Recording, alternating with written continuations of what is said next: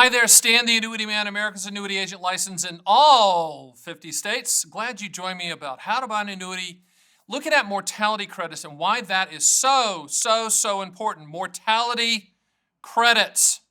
Let's talk about it after this.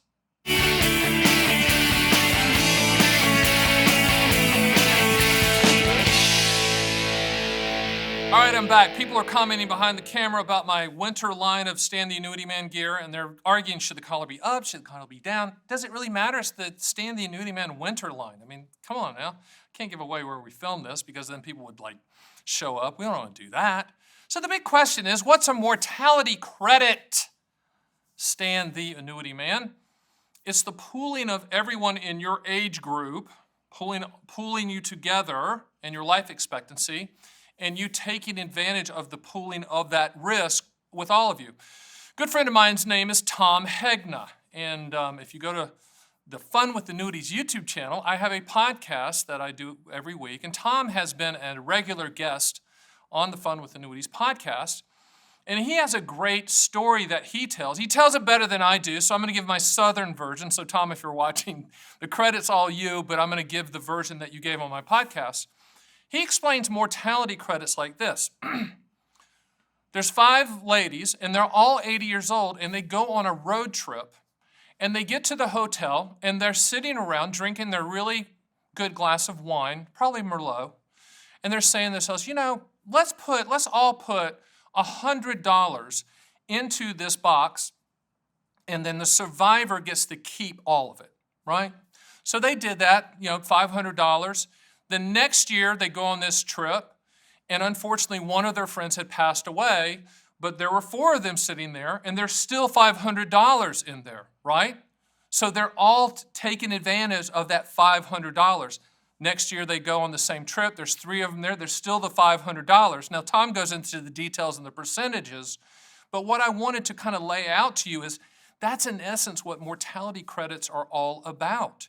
You're benefiting from everybody, the life expectancy from everybody your age. Everybody's put money in, and that's the reason the annuity company can pay out that amount for your life as long as you're breathing, because they're factoring in everybody that's your age. Some are going to live longer than their life expectancy. Some are going to live shorter than their life expectancy. But that's the transfer of risk nature of a lifetime income stream when the pricing of that lifetime income stream is based on life expectancy mortality credits. That's the reason I say there's no ROI until you die. Up until that point, it is a transfer of risk. So the typical call that I get from Chester, my favorite caller, and Chester's the uncle at the family reunion. Everyone has it, and he corners you in the corner and talks to you for 3 hours about politics. And Chester calls up and goes, well, I ain't gonna buy this, I'm not buying this lifetime income annuity because I'm waiting on interest rates to move. And everybody does that. Chester's not alone. Everybody calls me and says something similar to that. Well, I'd really like to buy the lifetime income product, the immediate annuity, deferred income annuity, or qualified longevity annuity contract, or income rider. I want to buy that lifetime income product when interest rates are higher. Stan the Annuity Man, America's annuity agent.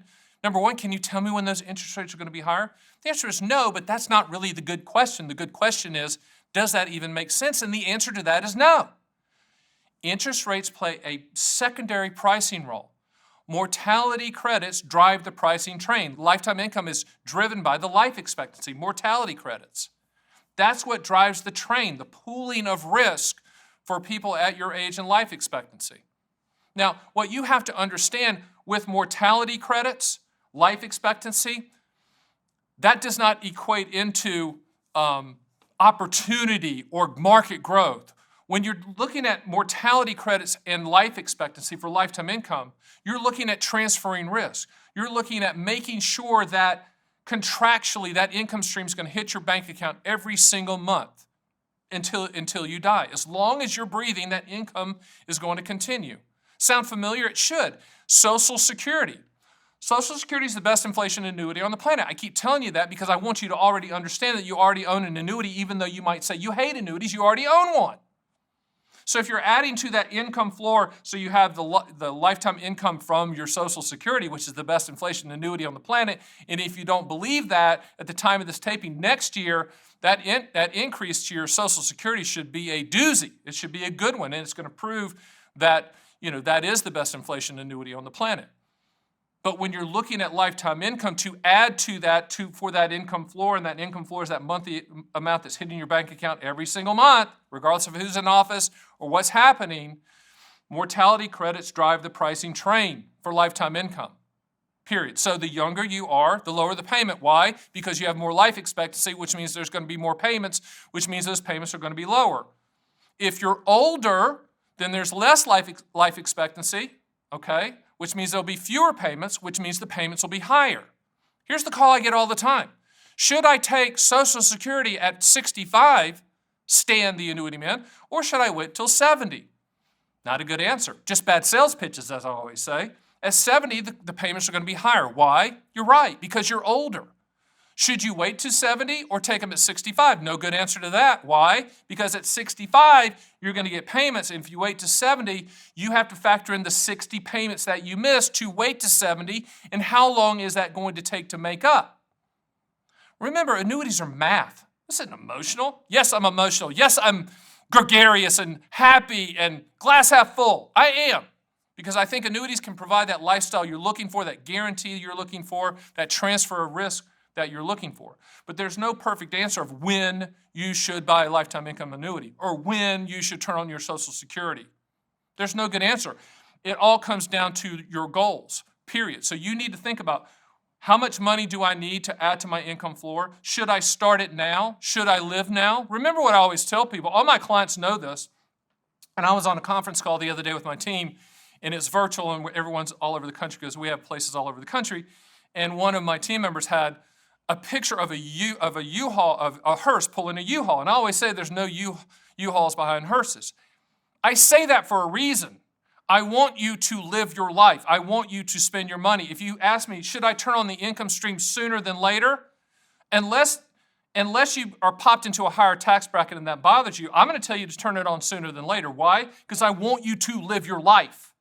I want annuities to provide that lifestyle for you. I want annuities for lifetime income to provide that transfer of risk, income floor, and you working those mortality credits to your favor because you're pooling that risk with everyone else that's your age.